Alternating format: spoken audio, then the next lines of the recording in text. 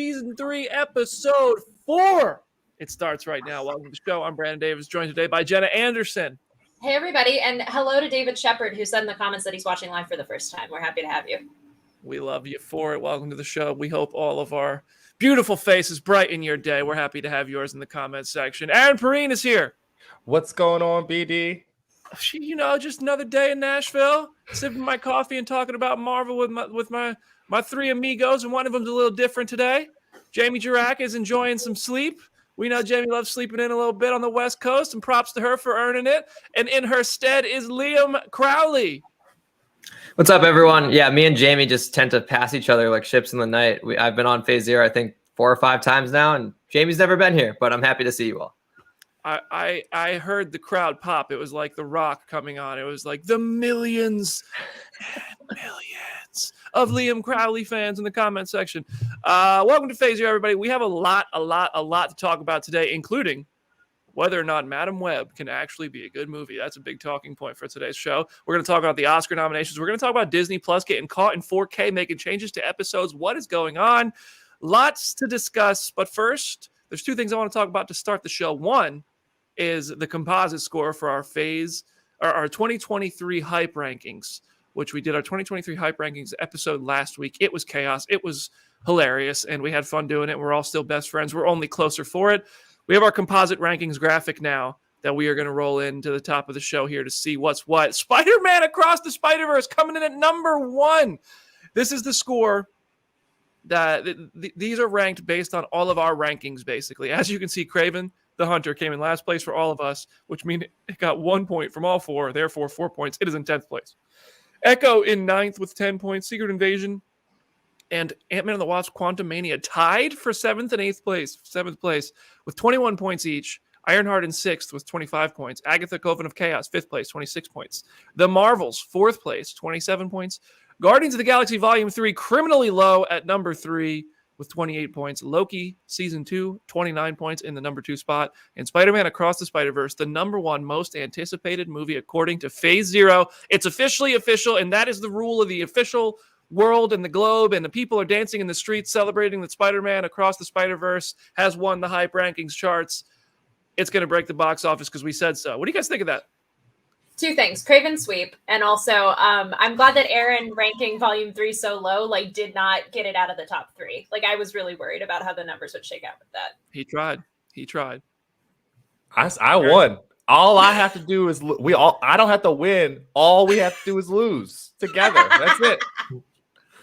I'll give some credit to Jim. He was the one who brought it up in the Slack channel, but Secret Invasion is so criminally low. I think I'm actually, I'm glad it's so low, because I think we went into some of the mystery-based TV shows with too much intrigue, and then they didn't really meet expectations. Sorry, Jim, but Moon Knight, I feel like we all went in expecting WandaVision levels of theories and all that. Secret Invasion, I want it to continue to be slept on, because I think that show for 6 weeks, we are going to be pitted against each other with theories and speculation.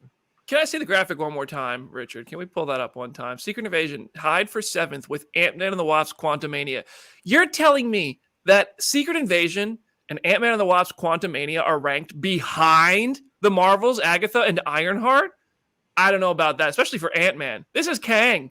This is not Kang's introduction. We all know that came in Loki, but actually, technically, this is Kang's introduction because we got He Who Remains in Loki. I think this is crazy, and I say that as somebody who is very excited for Ironheart. The Marvels and Agatha, I'm kind of okay, I'm going to watch them. I'm excited for them, but Ironheart, I'm very excited.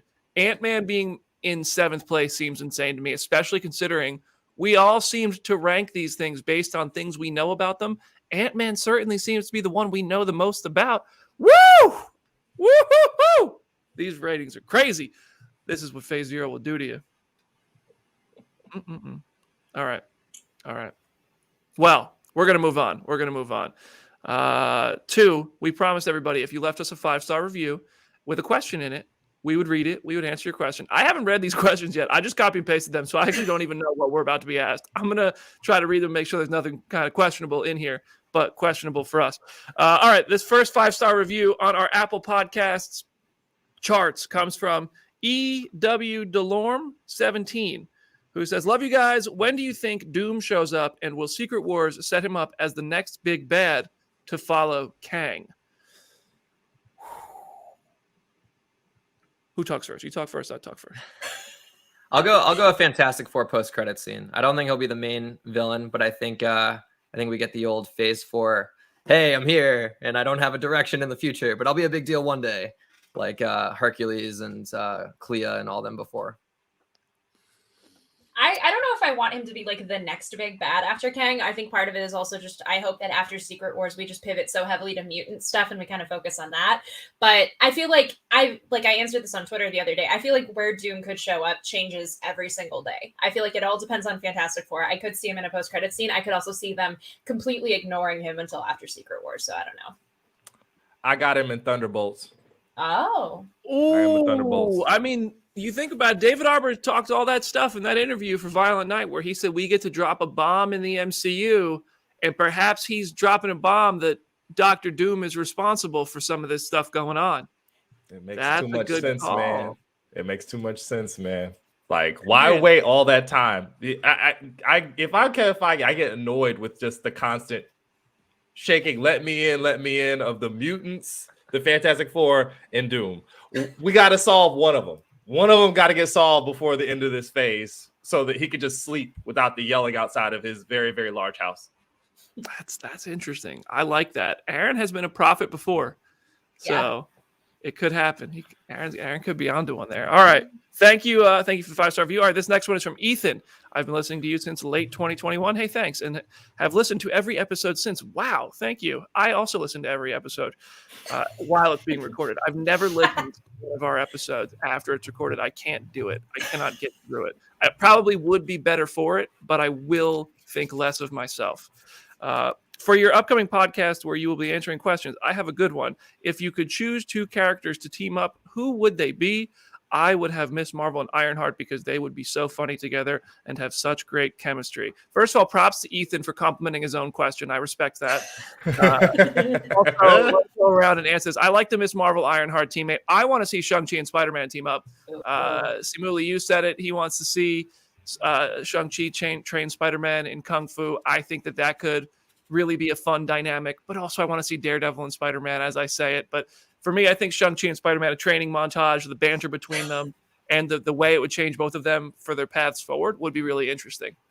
I like that. I would say She-Hulk and Captain Marvel. Like that is the second that Tatiana was cast as She-Hulk, like she and Brie have talked on Twitter, like they're very vocal and supportive of each other's work. It immediately occurred to me that I would see the two of them on screen probably at some point and I would spontaneously combust. So that is still number one for me. Like I need to see them in a thing together. Liam, who you got?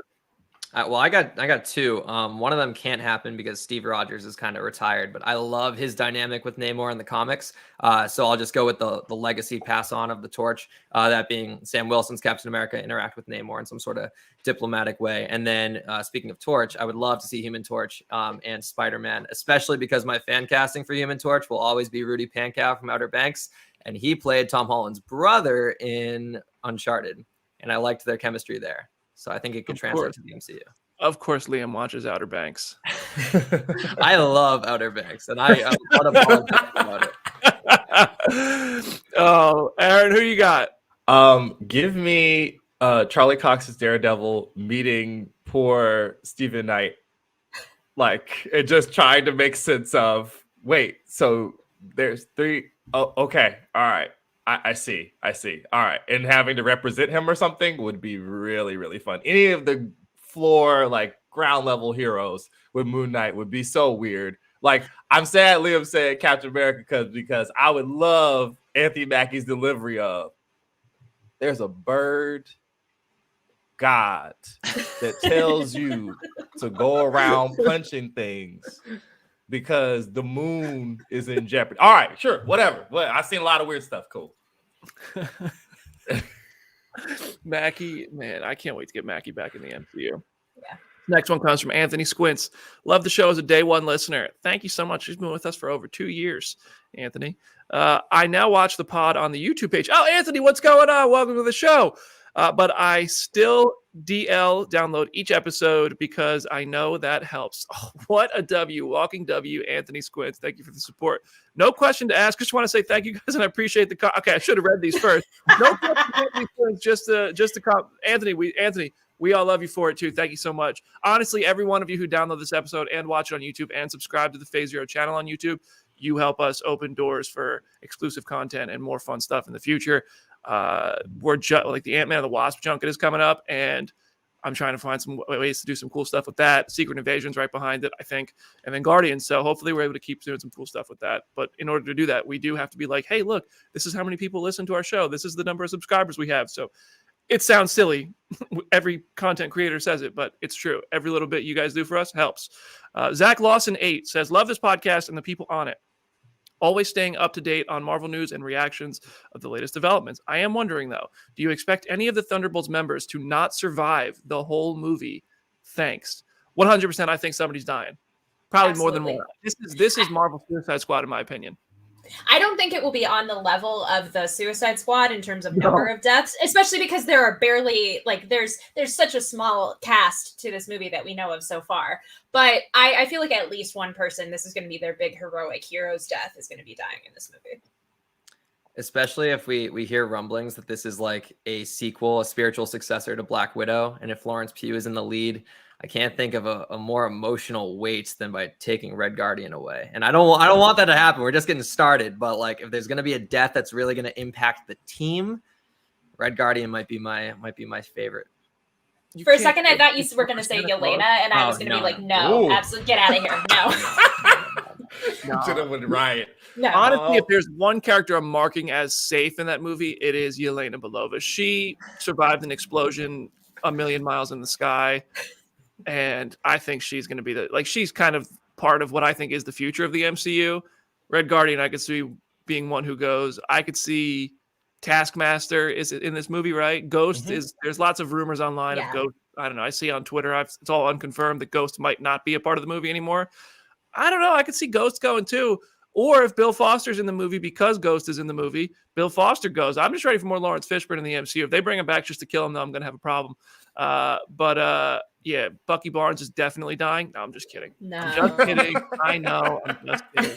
Liam's gonna Red die. Guardian could be the one that I think, listen, David Arbor is wrapping up Stranger Things. Maybe he wraps up his MCU content and he plays Santa Claus for the rest of his life. All right. And this last question for the day, we'll keep doing these. If you guys leave 5-star reviews on the YouTube, on the Phase Zero landing page on Apple Podcasts, or send us questions. I saw Julia, I think, has already left us a review, and I saw she had questions on Twitter. We will get to the Twitter questions in the Twitter community as well. We'll do that sometime in February, maybe not next week. I don't want to do this 2 weeks in a row, but we appreciate the 5-star reviews. We will go through these. Some of these are from a couple weeks ago, so we really appreciate you dropping these in. And Matty Ice W011, Matty Ice, are you a Falcons fan? Were you a Falcons fan? Is that a Matt Ryan reference? Sorry that he never did it for you. Listening every week. Question: do you think we will ever see Loki in the main timeline / movies again? Also, Keanu for Silver Surfer. I can get with that. I like Keanu as Galactus because I think he's got a good voice for Galactus. But I could see it. I think Keanu as Norrin Rad would be a little bit of a waste of Keanu's hand-to-hand combat skills, personally. But he could just fit the vibe. He would be so weird in a way that Silver Surfer kind of needs to be. So I could definitely see that working. I feel like we're going to get Loki back into the fold in some sort of capacity, even if it's not a thing where the other heroes are super aware of his actions. We might still see him kind of dip back in more into what the future holds for the MCU. Mm-hmm. Yeah, the sun is going to shine on Loki and Thor again. We're going to get some sort of reunion scene in either Secret Wars or Kang Dynasty. That seed, I think, was planted with the intention of eventually sprouting it. Keanu for Silver Surfer, I don't hate, but I'm more of a Rami Malek guy myself. Ooh. Brother, we thought you dead. We mourned. We've already heard that line literally 11 years ago. I think we're going to hear it again. Yeah. They're going to be reunited. They're gonna ignore the truckload of money and all the crowd reaction TikToks of people losing their minds when the two of them are point at each other in a hallway. What is Loki? Even if it's the frog Loki and then alligator, if they meet each other, all of us are gonna freak out. And if it's their voices, we'll still do the same thing. They could do it twice. Why stop? Also, I hope poor Keanu he can sit down at some point because this ain't kind of long. I don't want him to have to do all of this stuff. I just want him to sit on his bench and eat his sandwich and rest and look over a Next to thankful the Oracle universe. and look out at the simulation. Yes. Yeah. Oh, the sun rises. I've seen that movie too. All right, y'all. We're going to take a quick 1 minute break. When we come back, we're going to talk about all the MCU news. That means the Oscar nominations, who we think should have been nominated in the past. We got some Avengers 5 updates, and we caught Disney Plus and 4K changing things, and we have a big debate to have about Madam Web. So lots of MCU news coming your way in just a minute. See you in a sec.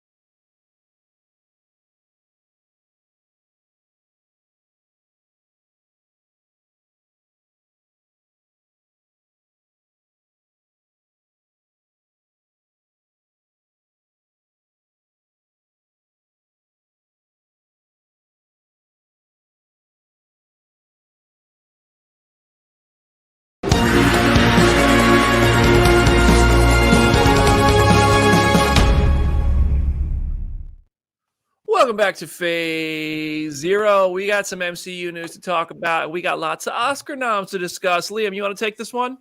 Absolutely. Academy Award season, we are in full swing, and the Academy just loves Black Panther. The first film in 2018 got 7 nominations. This year, we got 5, including Best Original Song for Rihanna's Lift Me Up, Best Costume Design from Ruth E. Carter. She was also nominated in 2018 for her work on the previous film. Makeup and hairstyling from Camille Friend and Joel Harlow. Best Visual Effects from Jeffrey Bauman, Craig Hammack, Christopher White, and Dan Sudick. And this is like the dozenth project from the MCU to be nominated for visual effects. It always gets love in that category. But the big one, the one that everyone's talking about, the glass ceiling shattering category, Best Supporting Actress, Angela Bassett. It's official. We have broken through that forbidden door. An MCU performance has been nominated at the Oscars. It's rare that a comic book movie role gets nominated alone. The only one I can really think of is the Joker. Both Joaquin Phoenix and Heath Ledger, Best Actor and Best Supporting, and they both won in that category, which is pretty neat. But this is huge because I don't know if Angela Bassett will win. I know she's been picking up awards so far. I think she might be a sneaky favorite, but even if she doesn't win, getting nominated alone just puts this franchise of just great performances in another level. And I think it just means that Marvel's going to continue to get love at the Oscars, which is really, really exciting. And a question I want to ask to you all. In the past, we've had over 30 projects in the MCU, less than 30 theatrical films, I believe. What are some of the theatrical performances that you think warranted a Best Actor, Best Actress, supporting, whatever it be, warranted some Oscars love from the past phases? Jenna, we'll go to you. Well, so mine technically is not an Oscar thing because I was just going off of like best in the MCU, potential award worthy.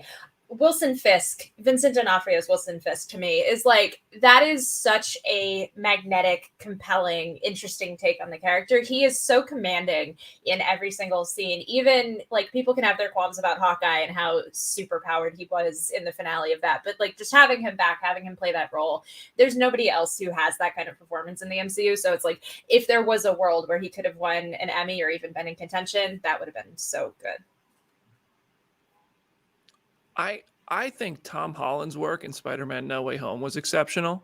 Ooh. I think that he did such a good job in that. Now, I mean, is it Best Actor nomination? I don't care. Maybe. I mean, there's some like Brendan Fraser. You know, all these people who are nominated deserve to be there. But I do think that Tom Holland's work in No Way Home specifically was really special. I mean, that sequence where he lost Aunt May, that sequence where the other two Spider-Men find him on the rooftop, you really feel it where you stand there in the rain, and I mean, you could see that there's tears mixed in with that water that's falling on him. I think Tom Holland's a tremendous actor, and I think he did a really brilliant job in No Way Home. Sure. I'm going to first, I'm going to speak up for Jamie. We all were hoping that Elizabeth Olsen would have won something for freaking WandaVision. It's still really silly that they didn't do it. Like, they didn't get anything, like, as far as the acting roles in that show, judging by how it dominated the conversation the way it did. I would also like to say, although, like, Black Panther got the Best Picture nod, they didn't give Chad anything. And that's a weird moment. Like, we're all going to look back where it was like, like, what? Like, the face of this franchise that people are still yelling about, online, never really got any awards love for like a defining role for the entire MCU, where you have other actors like RDJ and Chris Evans and people saying that this is our biggest accomplishment was this movie, and that there were no like individual performances until right now from that franchise represented is it's a little weird, a little strange. Mm-hmm. I'm glad that we've broken through though. And one that I'll give, and this might get me some hate, but I need to speak up for it.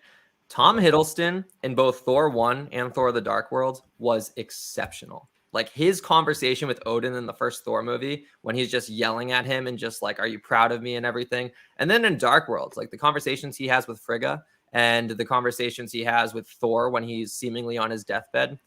Best supporting actress for Tom Hiddleston in either of those movies, I don't think is that crazy. Having now gained some distance from Thor Love and Thunder and processed all 4 Thor movies, Thor 1 is still the best Thor movie, and that's largely in part due to the family dynamic, the performances, the Shakespearean tone that Kenneth Branagh brought as a director. Thor 1 is my favorite and the best Thor movie. We're Look all at that. speechless. It's like, okay, People all hear right. facts and they don't know what to say.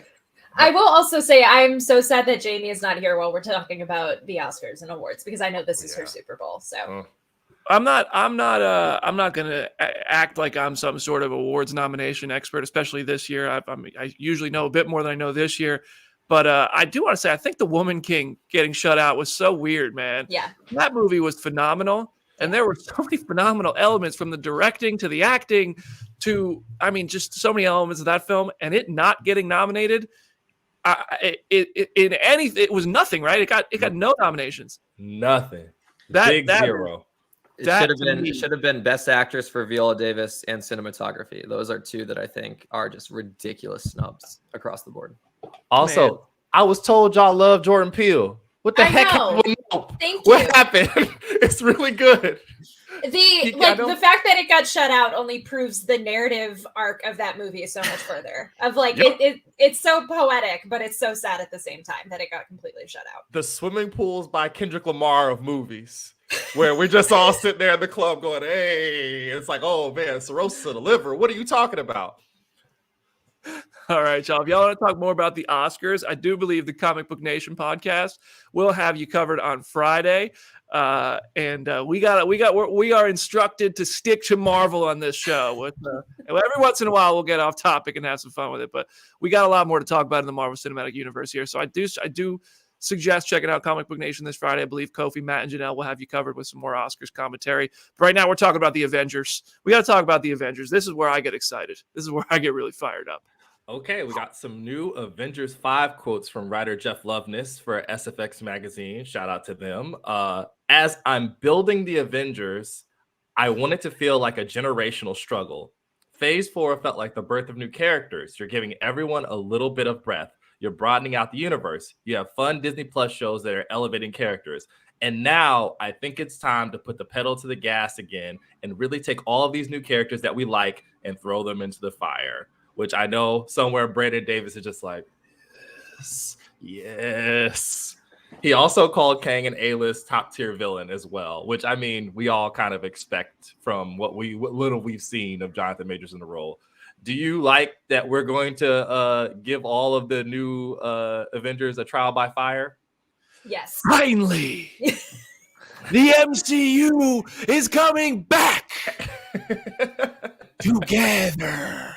Finally, like Phase 4 is fine. Like there was a lot of good stuff, a lot of stuff that was exceeded expectations, a lot of stuff that didn't meet it. But finally, crossovers and meaningful stories as a whole universe are going to happen again, and the Avengers are gonna get that ass beat by Kang the Conqueror. I am fired up for this. Jeff Loveness has me hyped. Avengers and Kang Dynasty is what I'm waiting for. That's why Ant-Man and the Wasp: Quantumania, in part. I do think the characters on their own, the movie standing on its own is very exciting, but it also has the cherry on top and the whipped cream on top of a nice cider, maybe a little whiskey in it.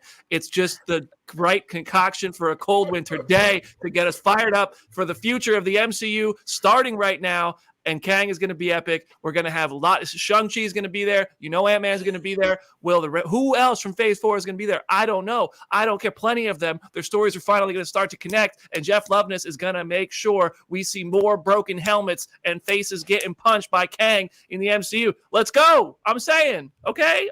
See, I told you I was getting fired up. I told you.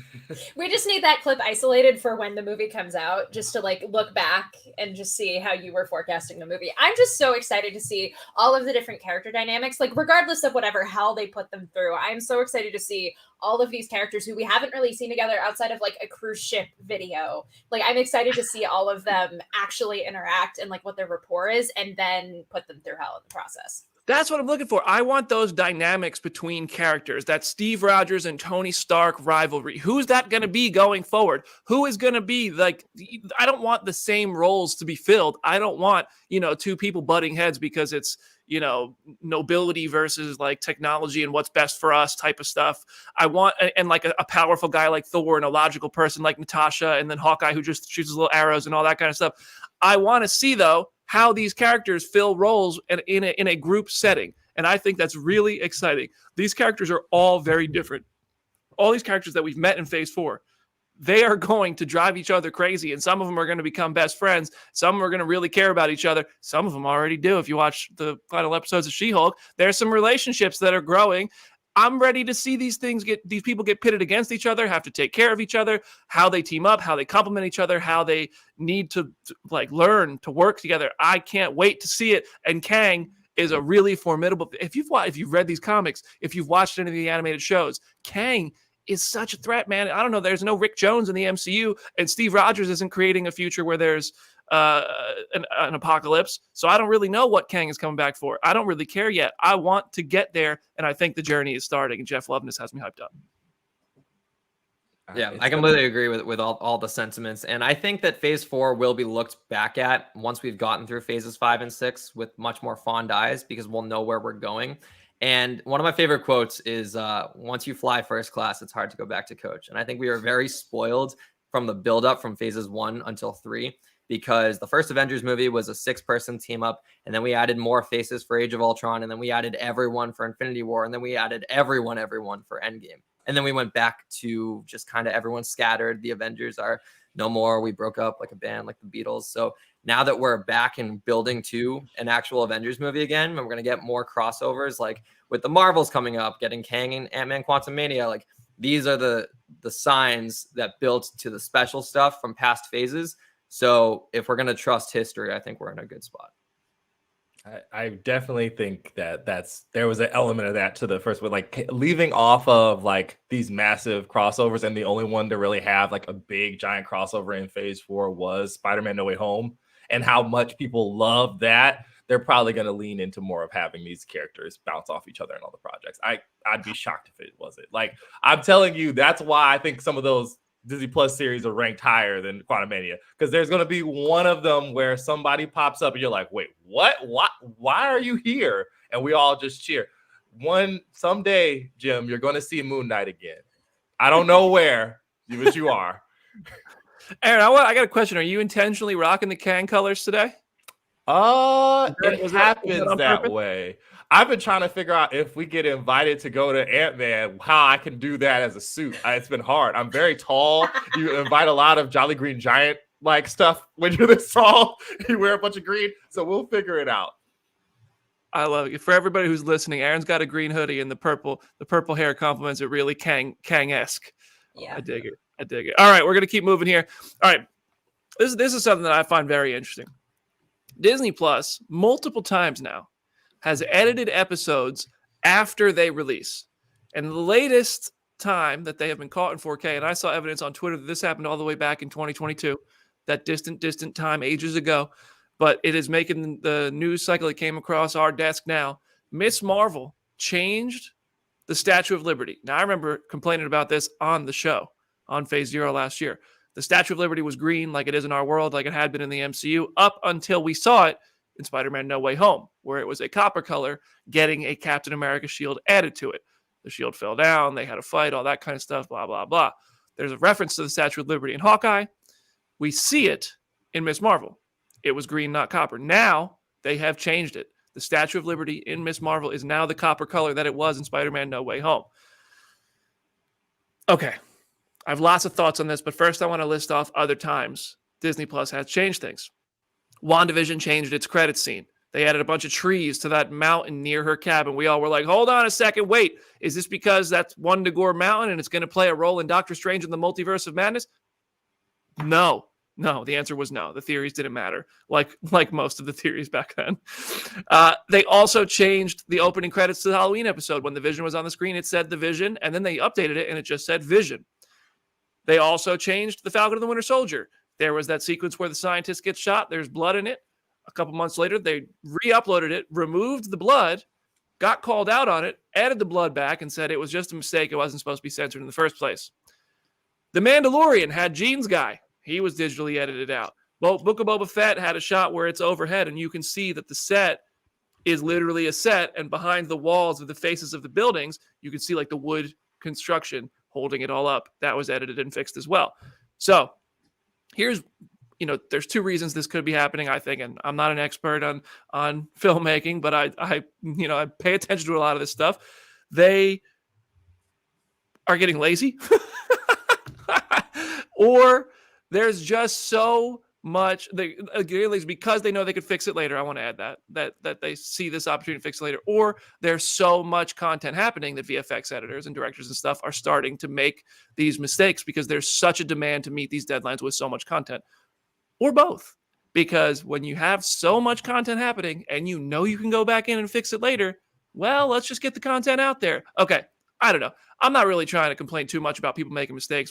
I've probably said things on this show that were inaccurate or something. We all make mistakes. I'm not faulting anybody for that. But I wish that these things would happen less, because you only get to watch these for the first time once. We all make our theories. We all talk about this stuff. We all experience it. The continuity, the connectivity of the MCU and all this stuff, the immersive nature of being in a Star Wars universe or a Marvel universe is very important.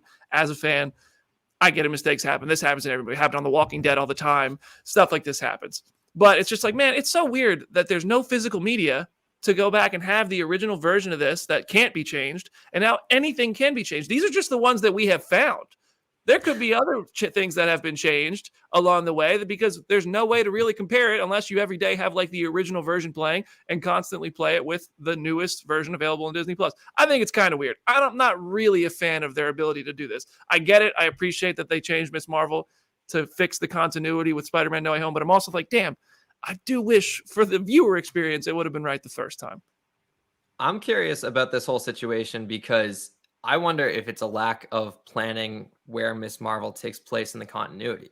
Like, did they decide possibly late in the game that now it takes place after Spider-Man No Way Home, and then they change that to reflect it? Because that tab on Disney Plus, never in the history of tabs on streaming services has one tab made more news than the Marvel Cinematic Universe timeline order tab on Disney Plus. And that thing has changed before. Like, they've altered where stuff goes. Many of us think it's because if stuff takes place simultaneously, they just kind of argue which one ends first, per se.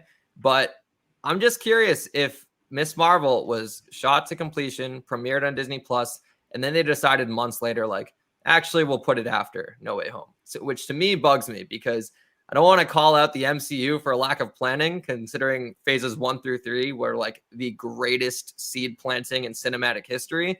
However, there's a lot of content right now, and I wonder if they have a little revisionist history and are changing things in way. But also to that point, in phases 1 through 3, like, it's not like all of the seeds were so intentionally planted and they knew what they would grow into. Like, you had Iron Man 2. He says Project Exodus, Pegasus, and Genesis.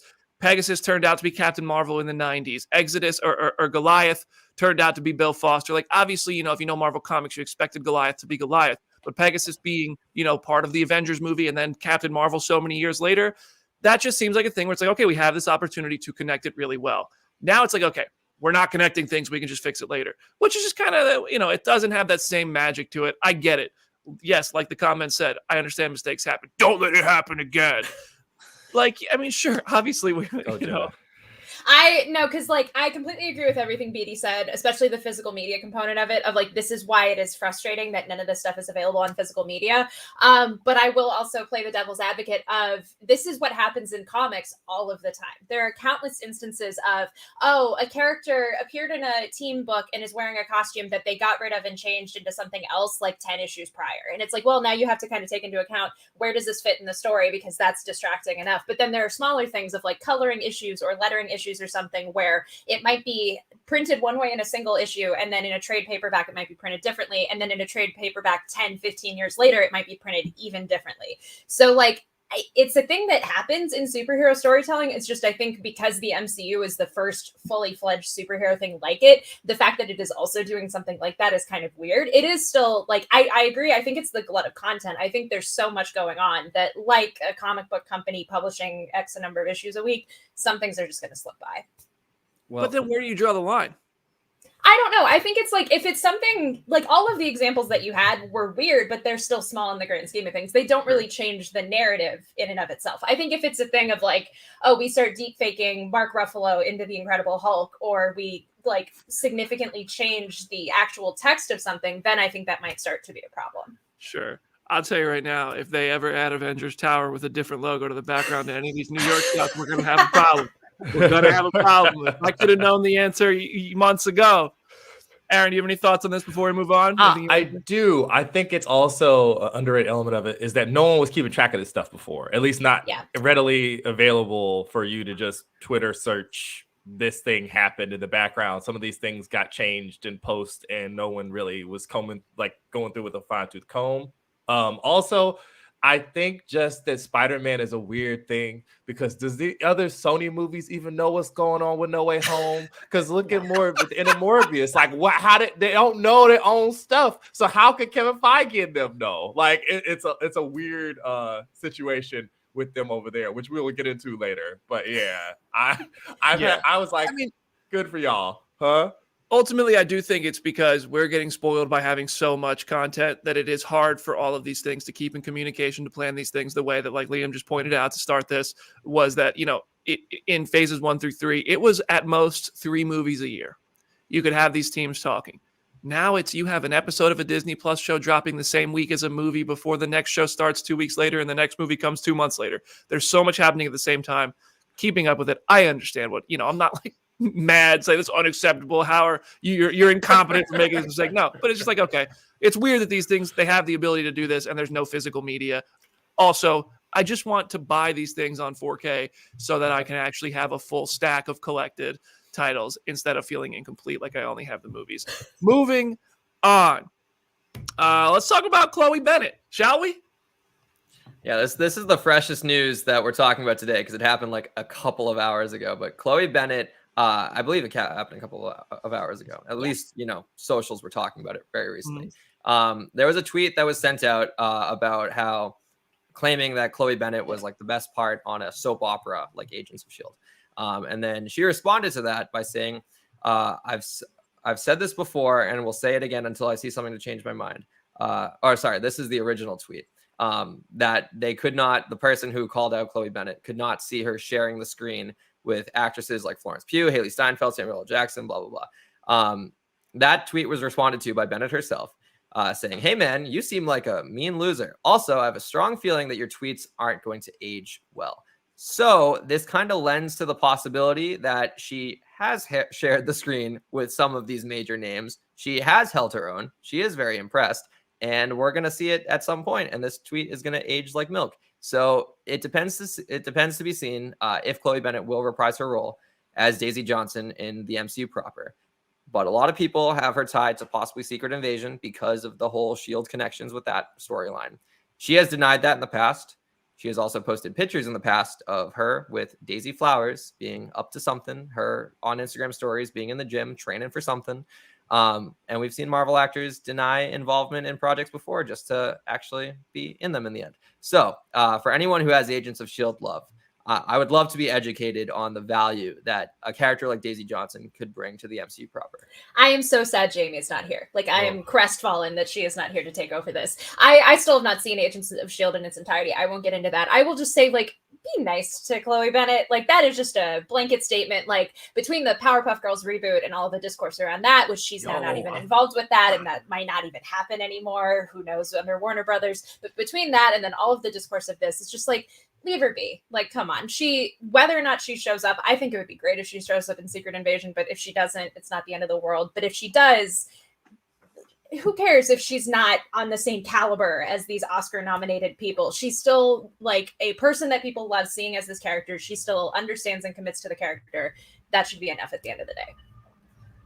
Was there anything like mean said about, like, I mean, like, I don't know, like what was the, I didn't see the whole conversation, but was it like a fair criticism, like just like an opinion, like, oh, I don't think she's on the same caliber? Because people can criticize people. Like, I'm not going to criticize somebody for criticizing somebody, but if they were doing it in like a mean way, well, there's a difference. But I don't know.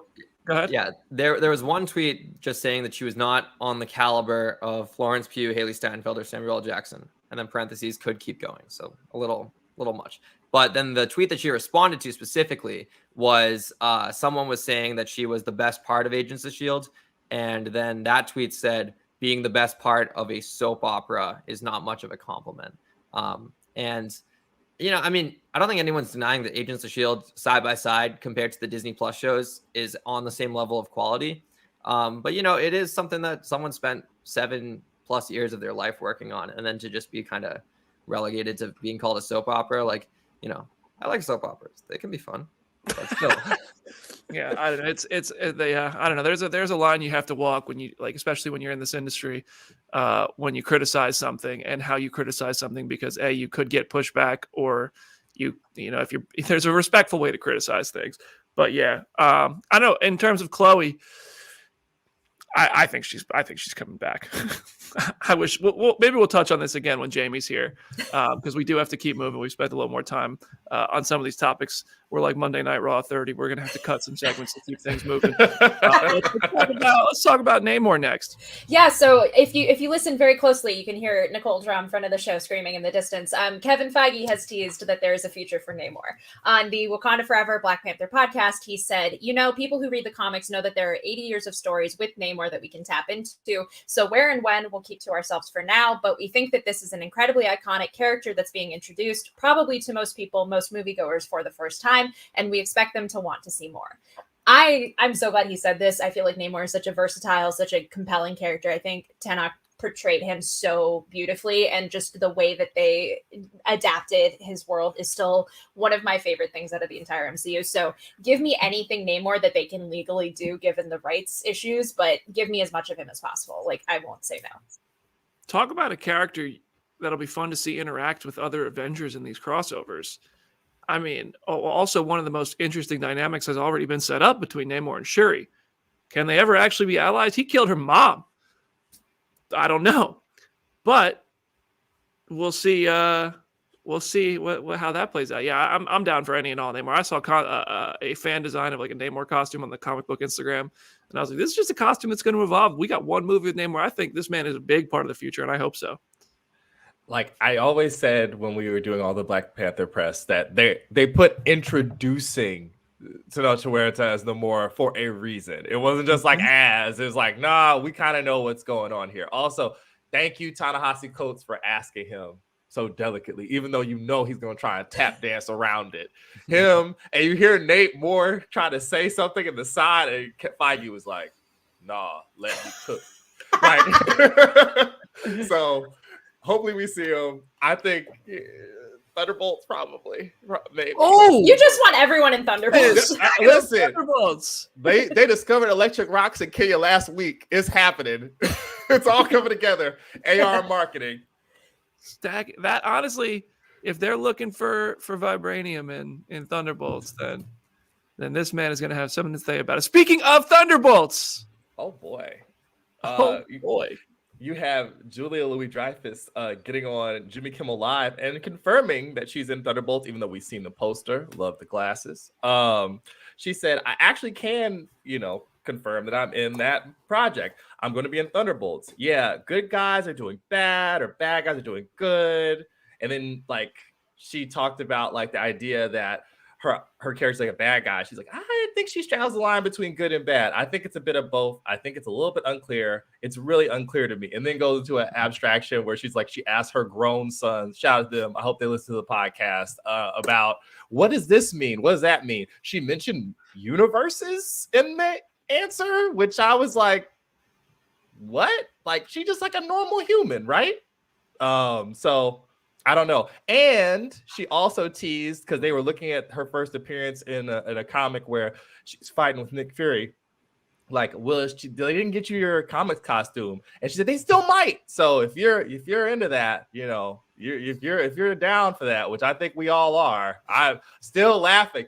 That's what I want, Thunderbolts. Her to talk to Tenoch. That would be hysterical, because the way that she was talking to Agent Ross and Wakanda Forever, I'm like, oh, so she's just gonna look all y'all up and down when she sees y'all. It's gonna be great. I think Namor's fuse for her would be very short. Oh yeah, very short. That's exciting. Thunderbolts just got so hyped on this show so unintentionally. Because it's like the Avengers movie of Phase 5, right? Like, because both Kang Dynasty and Secret Wars come out in Phase 6. So, yeah, we talk about the lack of connectivity throughout Phase 4. JLD is like the counter, the rebuttal to that, because, you know, Falcon Winter Soldier, Black Widow, Black Panther, Wakanda Forever, like, there's a consistent storyline for this character throughout multiple movies, throughout multiple mediums, television and streaming. And the fact that it's all going to come to a head in an Avengers level movie, which is what Thunderbolt seems to be, is really cool. And I love the idea of, you know, anti-hero Nick Fury assembling the heroes that aren't afraid to get their hands dirty. She's the Thor, or the Thor. She's the Nick Fury. She's the Nick Fury of. I was thinking about Thor 1 being better than all the other Thor movies, but yeah, she's like what Nick Fury was in the Infinity Saga, putting them all together, except they're not as noble, I guess. We'll see what happens. All right, we're gonna take a quick 1-minute break. When we come back, we have quite a conversation. We are going to be talking about Madam Web, what we know so far, and what we expect. See you in a minute.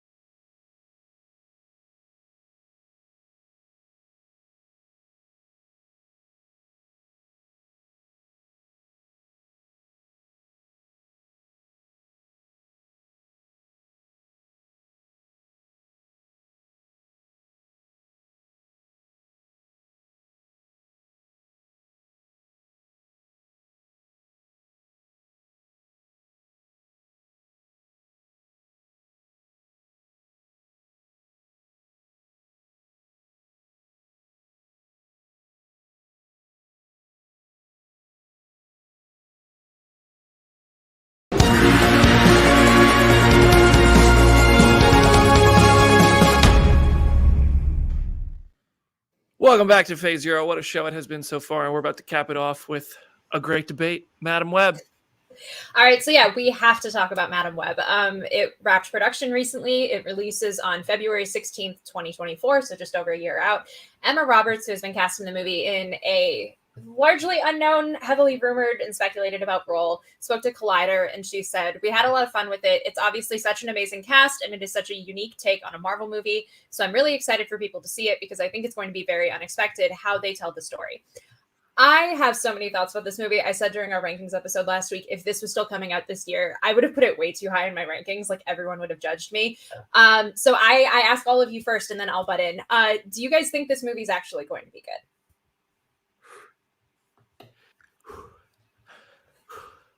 Oh my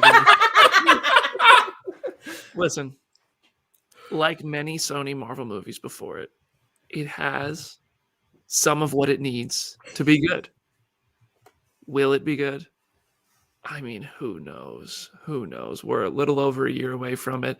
It's got a great cast, some really great cast members, a character that doesn't have such a fan base and a lore that you can, like, if you do things differently, people will be annoyed. I mean, it's got a little bit more than El Muerto, but Madam Web is a character you can take some liberties with, you can open the multiverse with, and if you actually do something sensible, unlike the offensively stupid Morbius post-credit scene, you can make something good here. You can introduce new characters that I care about and make a good story. You have enough source material that offers enough freedom to actually make something good. It's not going to be good. Who knows? Who knows? Well, I don't know. I've been hurt so many times by this conversation itself.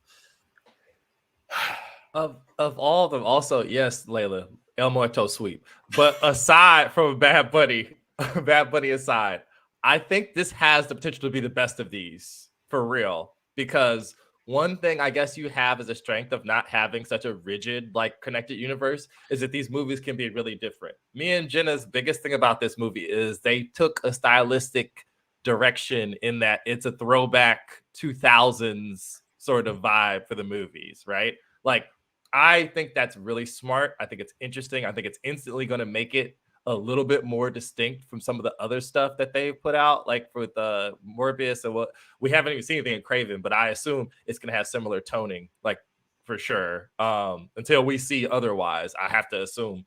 And also that Silk TV show that's like barely in the infancy of its development. So I think that definitely it has the best potential to be, like, I think the stuff that you hear about the plot or whatever, like, just amorphously on the internet, is like, okay, I could be down for some of this. You know what I mean? So S.J. Clarkson, the director on Madam Web, previously directed a lot of TV. Mm-hmm. On the resume, Jessica Jones, Succession, the unaired Game of Thrones prequel pilot. That's a lot of faith from HBO right there. Didn't get aired, so I don't know what to take away from that. There's Bates Motel. I mean, there's some good stuff on S.J. Clarkson's resume. Banshee, Heroes.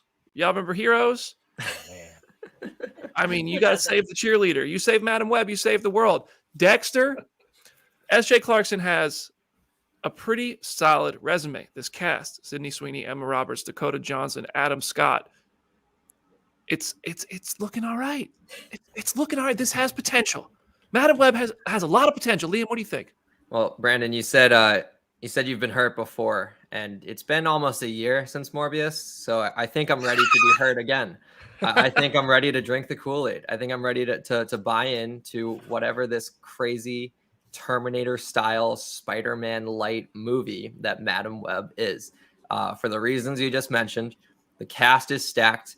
We're all sleeping on the fact that Adam Scott is in this movie. Like, I think he is the perfect possible live-action Peter B. Parker, if we're going to go in that direction. Emma Roberts is super talented. Sydney Sweeney is like one of the hottest actresses in the business right now in terms of just star power. There's a lot that's going right for this movie. I don't know how these Sony Spider-Man scripts attract the level of talent that they do, because they've got Tom Hardy, they've got Russell Crowe, they got Aaron Taylor Johnson, who's also a massive name in Hollywood right now. He might be attached to play James Bond, and he's also willing to play Kraven the Hunter for whatever reason.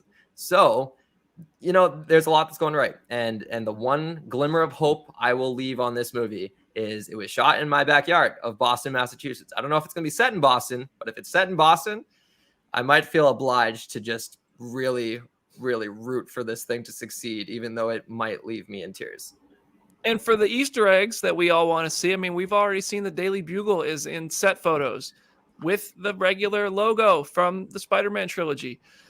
So they're clearly trying to bait us. Right there, though, because the Easter eggs mean nothing. I know I just praised this movie, but we saw the Oscorp Tower in a Morbius trailer. Thrown out, deleted scene. We saw Toby's Spider-Man spray painted in the deleted scene. They falsely market these movies to suck us in. Now I've done a 180. Now I don't want to see this movie. Now, like, Easter eggs. And that's what these movies do to a person. Why? Just make a good movie. Well, the good news is, action. isn't there a rule being passed that you can't show deleted scenes in trailers anymore. Like you can't falsely market It's movies not anymore. a rule, Is but that true? it's a thing that could give you a lawsuit. Yeah, because there was the Yesterday movie about the Beatles. Ana de Armas was in the trailer and was never in the movie, and so people like started a class action lawsuit to try to get compensated for it, and it is like actually going to court. So now people are like, can't have false information in trailers because then you might go to court. The difference it's is that illegal to Yesterday make a was bad actually a good movie. Yesterday was good. Morbius wasn't. I will say, just beyond like the Easter egg component of it, Sony Easter eggs are so baffling. I don't even care about those. Those are not why I watch Sony movies. The Sony movies that work for me, as I've said on the show, I am a Venom defender. The Venom movies are just fun and stupid and entertaining. And it needs to be entertainment first and foremost. And I feel like Madam Web has the potential to be incredibly entertaining. It also feels like a just kitchen sink kind of movie. It feels like, not to bring everything back to the Suicide Squad, but like there had never been a comic where that particular lineup of characters fought Starro the Conqueror. Like that was never a thing that existed in the source material, but it was still able to be an entertaining thing. Based on what we know about Madam Web, none of those components have ever really been in the same story in this particular kind of way. And so I think that alone has me really intrigued for what it could be. And when you like have all of the cast and you have everything else, I think it has potential. I'm ready to be heard again, but I'm stupidly more optimistic for this than anything else that Sony's doing right now. Certainly with you on that. I think that this has higher potential in my mind and will deliver more than Kraven will. And I say that as an Aaron Taylor Johnson fan, but just the limited bits we've heard about Kraven, that's a character who they're making a conservationist, apparently. Kraven the conservationist who wears lion heads after they die peacefully in his arms, I guess. I don't know. But yeah, Madam Web. Ultimately, we're all pretty skeptic, but have high hopes. Is that the critic consensus from Phase Zero?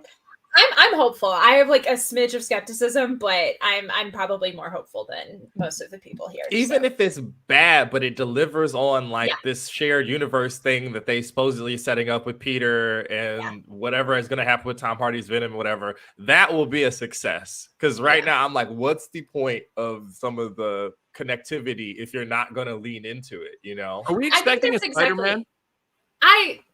A reference to him. I think like Aaron hit it on the head though, of like so many of the Sony movies have been origin stories that haven't really gone anywhere. Like other than Venom, Morbius has not gone anywhere. Kraven seems like an origin story that we don't know where that's ultimately going to lead. So I think like those are inherently a little bit more disappointing. Whereas like Madam Web just seems like this just like kitchen sink of a bunch of different elements. So that alone has me more excited. And Morbius I will say more love at the Oscars. I love the kitchen sink nature of this because one of my friends recently watched Morbius. He just sent me a Snapchat of him watching Morbius. I'm like, what are you doing? Like, and he was like, well, it's so bad, it's good, right? I'm like, no, that's the thing. Nothing happens. It's so bad, period. It's like, it makes you regret spending 2 hours of your time in this movie. Nothing happens in Morbius. It's better than both the Venom movies. Wow. It's better than Let There Be Carnage. Let There Be Carnage definitely better than Let There Be Carnage. Bad. But nothing happens in Morbius. If this, at least, you know, there's some cool costumes, some cool fight scenes, some cool characters, like something to just make me eat popcorn and turn my brain off of. Like, I'm not expecting cinema. I want something of substance that I can watch on YouTube, like YouTube a quick scene or like, you know, like something that like is memorable, because nothing's memorable about Morbius. He drinks blood and steals the Dark Knight game. What do you mean it didn't accomplish anything? You had Matt Smith dancing. That's an accomplishment. There we go. That's an accomplishment. Jared Leto controlled the bats. That's an accomplishment. Okay. They alluded to Xavier's School of Gifted Mutants, even though they don't have the rights to those characters. They can't do that. Like, Adria Arjona is going to become a vampire. Boom. What a movie. Let it be known that the SHIELD helicarrier for Phase Zero fell out of the sky because of the Morbius argument. We jettisoned the Hulk out at this exact moment. That's what made Captain America and Iron Man start fighting. In conclusion, Madam Web sweep. Yep, absolutely. In conclusion, we all think Madam Web is going to change the trajectory of the planet Earth. The core of the Earth is going to start spinning in a new direction because Madam Web is going to change. It's going to bring so much gravity to all of us. All right, y'all. That's our show today. Jenna, any last words for Phase Zero? As always, go read some comics. There's some really great ones out this week. I wrote a review of the new Catwoman one shot, which is excellent. If you want to learn about Kang, which I saw people in the chat asking about Kang comics to read, there is a Kang trade paperback that came out this week. It's called The Saga of the Once and Future Conqueror, and it is a bunch of just random Kang stories. So you can kind of get like a feel of how powerful he can be in the Marvel universe. So go read that. And it's at Hey It's Gentleman on all the social media. Aaron. It's at Summerlake Hornet on Twitter, and I have a conversation for you guys coming up when I actually get it. I managed to speak to Dominique Thorne about Ironheart and about Wakanda Forever yesterday, and I don't have the footage yet, but I'll get it, and you guys will hear. There's some fun stuff in there. She was dancing around, trying not to say anything, but there was something very interesting she did say. All you Iron Man fans, y'all should be on the lookout for that.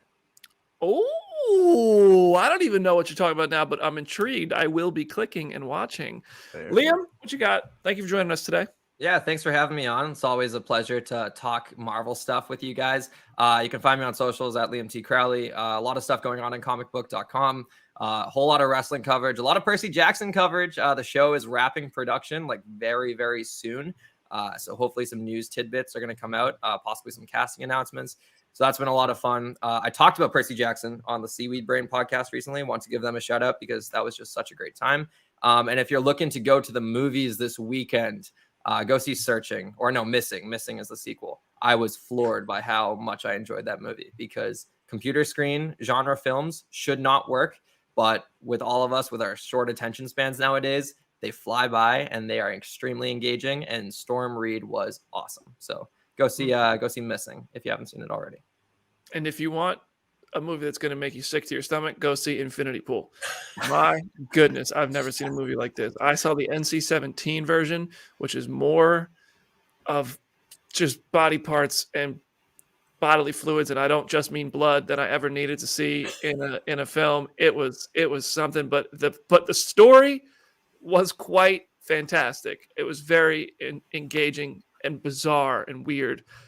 The NC-17 version is not in theaters. The R-rated version is in theaters this weekend.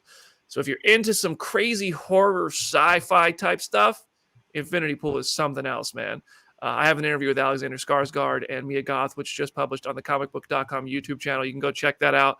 But it is not a movie for everybody. If you don't like incredibly graphic stuff, which I don't, I legit covered my eyes and just left the top little portion of the screen several times so I could see when the scenes ended. If you like that, this is a movie for you. If you don't, it's a lot. It's a lot. But all right. So please subscribe to the Phase Zero channel on YouTube. Dominique Thorne's interview with Aaron will be coming up, and we will have more stuff coming to the channel more and more as we go on. Ant-Man and the Wasp: Quantumania is just around the corner, so stay tuned. Thank you so much for the 5-star reviews. We will see you all next week with another awesome episode of Phase Zero. Have a good weekend, everybody.